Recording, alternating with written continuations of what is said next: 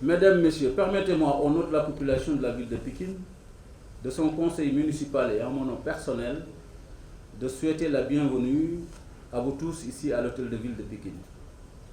Permettez-moi ensuite de remercier les organisateurs de l'honneur fait à la ville de Pikine d'abriter dans l'enceinte de l'hôtel de ville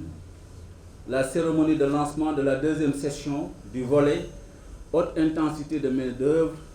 confiée à l'AGETIP. Le programme d'urgence pour l'emploi et l'insertion socio-économique des jeunes vient opportunément à son heure. Ce programme complète en effet l'important dispositif mis en place par l'État du Sénégal de par la clairvoyance de son Excellence, Monsieur le Président de la République, Monsieur Macky Sall, pour lutter contre le chômage des jeunes et ou pour promouvoir leur employabilité. Cela démontre à suffisance la place importante occupée par les jeunes dans les politiques de développement économique et social du pays, élaborées et mises en œuvre par l'État sous l'autorité de son Excellence, Monsieur le Président de la République. La mise en œuvre du volet du programme confié à l'AGETIP et portant sur la production et la pose de pavés à haute intensité de main-d'œuvre est salutaire à plus d'un titre. Elle participe à lutter contre le chômage des jeunes avec la création de milliers d'emplois. Elle permet ensuite de faciliter la mobilité piétonne et automobile avec un remodelage de nos boulevards, avenues, rues et ruelles impactés par ce programme. La ville de Pikine participe en ce qui la concerne, en rapport avec la limite de ses moyens et les compétences territoriales qui lui sont dévolues, aux efforts consentis par l'État pour promouvoir l'employabilité des jeunes. À ce titre, elle s'investit en amont dans la formation professionnelle, à travers la prise en charge financière jusqu'à la licence de plus de 3000 jeunes bacheliers dans les instituts et écoles supérieures de formation professionnelle qui sont ici résidents à Pikine. Elle s'est aussi inscrite dans la dynamique de favoriser l'auto-emploi des jeunes par la mise en place de lignes de financement destinées aux femmes et aux jeunes avec la signature de conventions de partenariat entre la ville de Pikine et le FONGIP d'abord, mais aussi entre la ville de Pikine et la DER. wax naa ko démb ci RTS programme bi nga xamante ni son excellence le président Macky Sall moo nu ko confié te mu dugg ci sunu mission yoo xamante ni bu ñuy créer AGETIP looloo taxoon ñu créer nu dañ ñoo créé woon pour que ñu créer massivement des emplois mais dañ ñoo créé woon pour ñu accompagner jeunes yi ñu mën a créer seen ay entreprise yu ndaw di màgg ba ëllëg ñu mën a yore lépp luy liggéey fii ci biir réew mi mission yooyu la ñu confié woon AGETIP moo tax Sénégal bu mu nekkee ci benn dynamique de croissance accélérée ñu dem ba ñëpp am yaakaar feebar boobu tudd Covid yegsi daanaka jaxase lépp bépp planification boo xamante ni état yi defoon nañ ko ci monde bi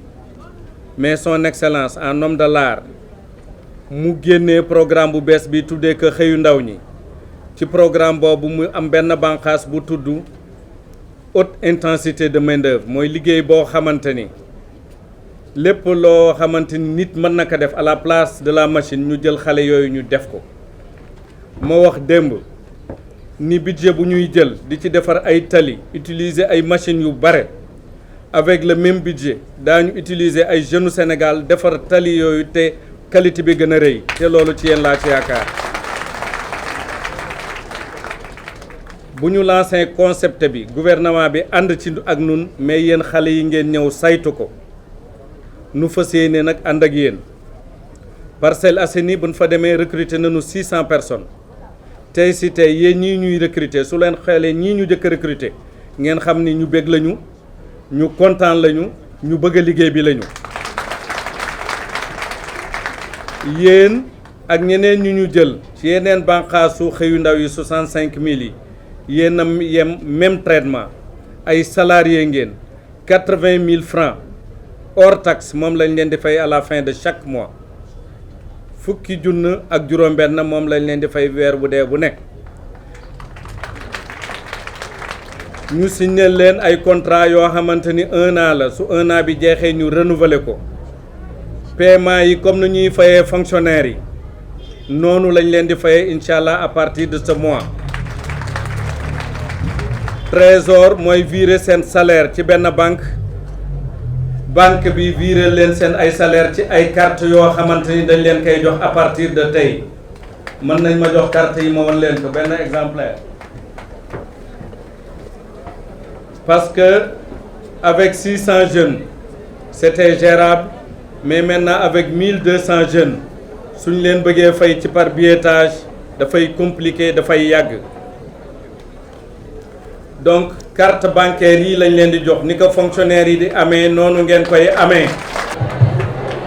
Donc su weer bi dee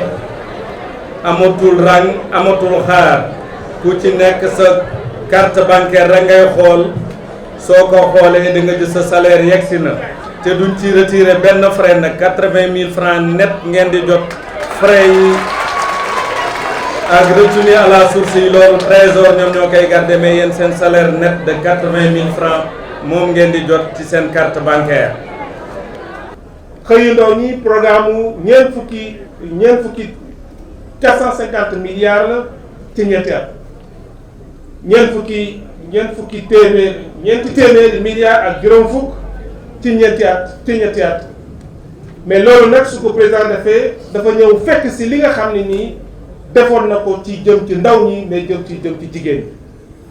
may fàtte ni président de la république vision gis-gisam mooy sukkandiku ci ndaw ñi mais ci jigéen ñi loolu depuis la yoonu yokkute su ñëwee donc def programme bu mel nii def ci ñeenti téeméer ak juróom fukki milliards ci ñetti at ci contexte bu jafe muy contexte mbas mi bi nga xam ne nii bi mu taxawee faagagal na économie yu bëri ci biir àdduna bi rawatina suñu réew yi ndaw président gannaaw bu mu defee 10 milliards ci économie bi pour que ñu bañ a perte ay emploi pour suñu économie taxaw mu tax tey économie yi nekk ci dëkk yépp dem ci li ñu tuddee récession mais suñu économie taxaw ba am croissance positive bu jëlee ñeenti téeméer milliards ak juróom fukk delloo ko ñëw ci ndaw ñi jàpp naa ni wàcc na li ci des ñun la ñun ñi nga xam ni ñun la dénk exécution ak matérialisation programme boobu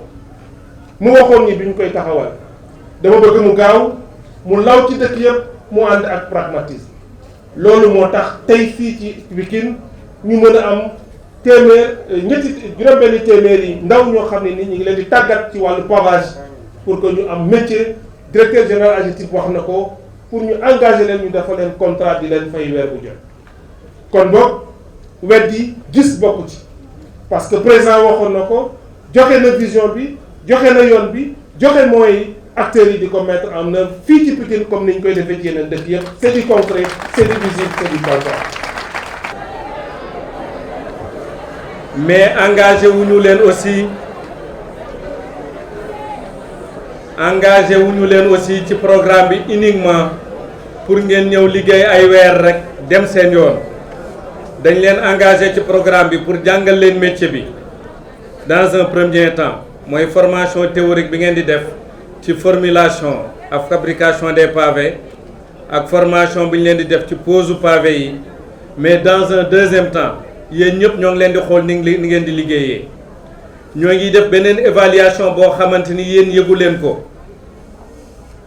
évaluation boobu moom mooy lan mooy kenn ku nekk ci yéen am na luy nelaw ci yow loo xam ne xëy na xamoo ko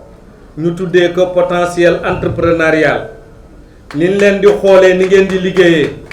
am na ñoo xamante ni déjà identifié nañ leen nga xamante ni ñoom ci production rek lañ leen di spécialisé production de pavé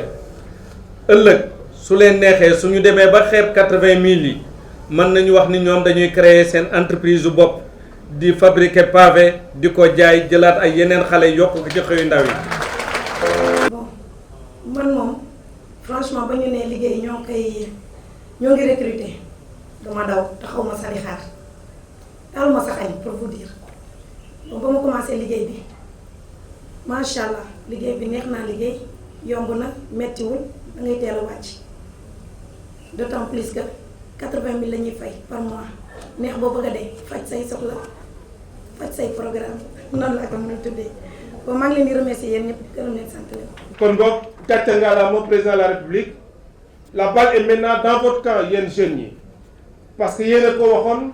bëgg ngeen formation bëgg ngeen emploi bëgg ngeen def entrepreneuriat président teg outils yi joxe moyens yi wax ñu matérialiser ko li ci des mooy yéen ñi nga xam ni tey yéen lañu formé ci pavage pose ak entretien jàpp naa ne tey ci biir Sénégal ci biir réew mi ci biir sous-région bi ci biir Afrique am ngeen métier boo xam ni mun ngeen ko jaay ëllëg fu nekk na ngeen ko fonk na ngeen ko jàpp pour yéen pour seen famille mais pour seen dëkk monsieur le directeur général wax na ko engagé nañ leen di leen fay par weer lu gën a yomb mooy mu defal leen carte bancaire jox leen ko weer bu jot nga dem ci sa nga dem sa gàpp récupérer sa salaire faj sa soxla njaboot dimbale sa ay dëkkam. dama ni ci liggéey bi ngeen di def wax naa ko démb AGETIP équipe pluridisciplinaire la dafa am ay ingénieur ay architecte ak yooyu mais dafa am ay sociologue